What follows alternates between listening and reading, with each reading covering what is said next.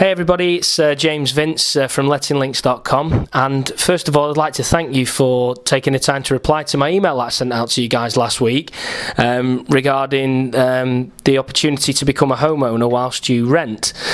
I was inundated with replies, and obviously in the first email I said to you that I was going to send out a free video, and I realised very quickly that the amount of replies I was getting, there's lots of you in very different positions.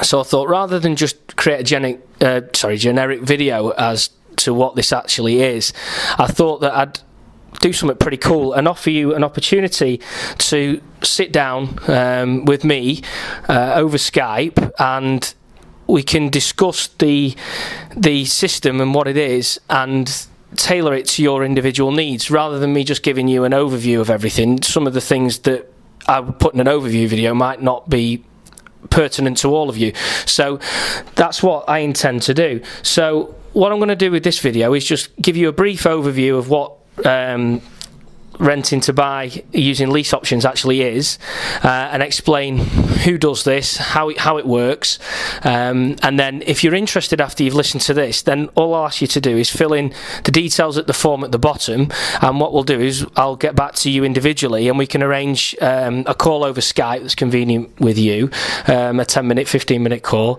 and I can go through things in a lot more detail with you, and then I've got something pretty cool at the end of that as well that I can give you, which will help you even more. So let's talk a little bit about the renting to buy using lease options scenario. As we said in the email, and obviously you've identified yourselves, the problem with the system at the moment, the way things work, is that if you rent, every month you're paying rent in exchange for basically a roof over your head. And what does that mean?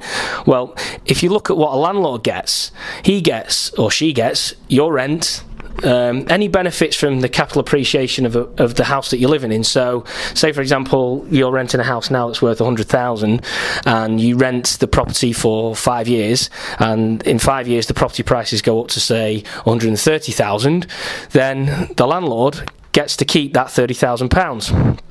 And the system that we're going to show you here will show you how that £30,000, if done right, could belong to you. That'd be pretty cool. And also you pay off his or her mortgage at the same time, because in most cases buy-to-let properties are mortgaged by the landlord, and the landlord uses the rent that you pay to pay off the mortgage. So as you can see, there's lots of benefits for a landlord in a buy-to-let traditional situation. So what do you get for it? Well, simply a place to stay. That's it, nothing else. But as we've suggested, there is another way, and the other way is rent to buy.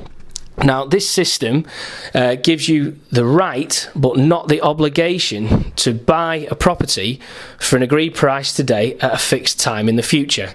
So basically what that means is that you can find landlords and agree a price to buy the property, an option on the property to buy it at a future point in time, but agreed at a fixed price today. So if we use the £100,000 example that we used before, if you've got a property that's worth £100,000 now and you rent the property with an option to buy in 5 years' time, and the property goes up in 5 years to 130,000, but you've agreed to buy the property off them at today's price of 100,000, and they've got an agreed price to buy from you, then you get to keep the £30,000. So you buy the property off them in 5 years' time, and this can be extended, by the way, for as long as you want, or you agree with the landlord.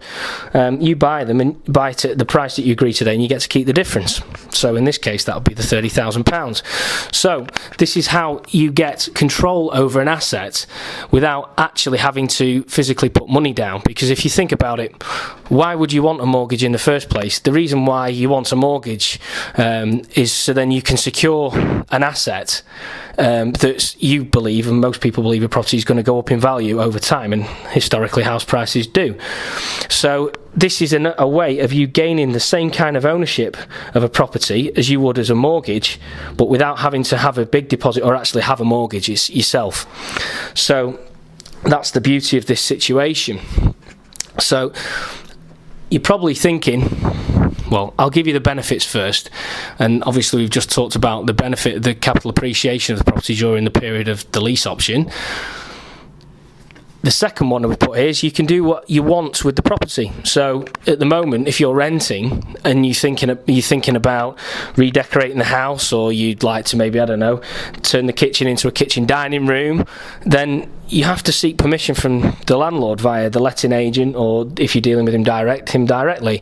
And obviously that, if they don't want to do it, there's nothing you can do about it. You're stuck with it. So really, and you'll probably understand, I've rented before, the house never really feels like your own. You can't do anything with it without getting someone else's permission, and obviously you get people turning up at your house once every 3 months, especially if it's managed by a letting agent, for them just to come round and do a quarterly check to make sure that you're not wrecking the joint. So there's that.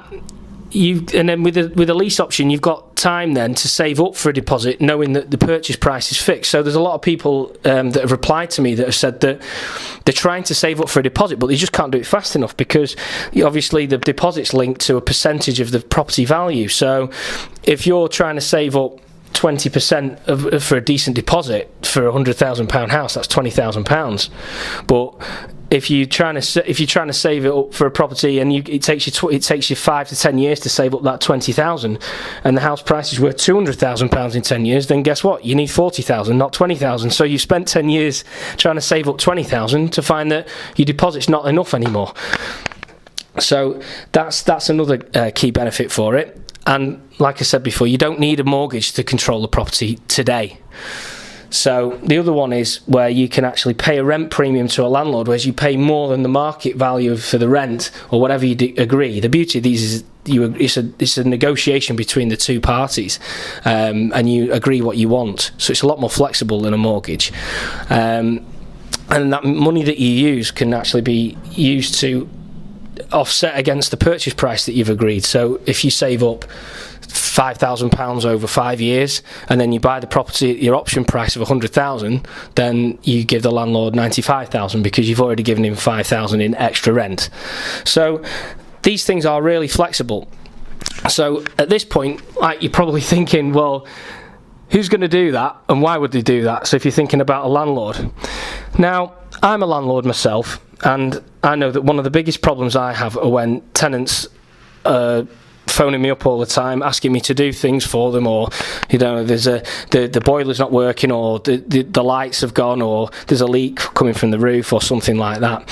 And obviously it's the landlord's obligation to fix these things, and some people are happy doing that. I'm happy doing that, happy being a landlord, and I'm quite lucky. I've got really good tenants at the moment. But there's a lot of landlords in our country that are landlords by mistake, or accidental landlords we call them. And an accidental landlord is basically someone who could have been left a property by someone who's passed away, or they've got a property that they can't actually sell, and they're stuck in a mortgage with it, and they can't sell it for the price that they need to sell to move on. So they're stuck with the house and they can't move anywhere. So they become landlords because they have to rent the property out to cover the landlords, and they actually become tenants themselves.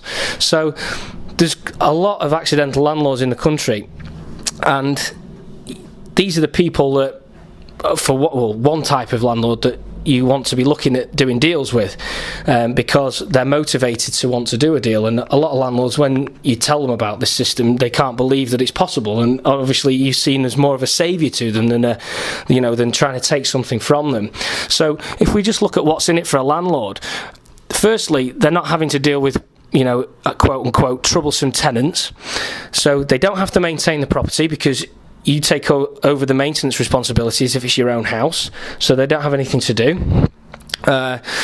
Your rent's obviously more likely to be paid on time if you've got an agreement in place to buy the property, and if there's a binding legal contract there that if you miss any rental payments, that the agreement's null and void, you're much more likely to make sure that you pay your rent on time. So the landlord's given that security. And something that's quite clever is it actually provides them with an exit strategy. So as a landlord myself, at some point in time, I'm going to want to sell my properties depending on what my situation is. So if I'm an investor to have properties for medium to long term because I want to benefit from capital appreciation, then at some point I'm going to need to sell that asset in order to get my money out. So at that point I need to have the right market conditions to be able to sell my property.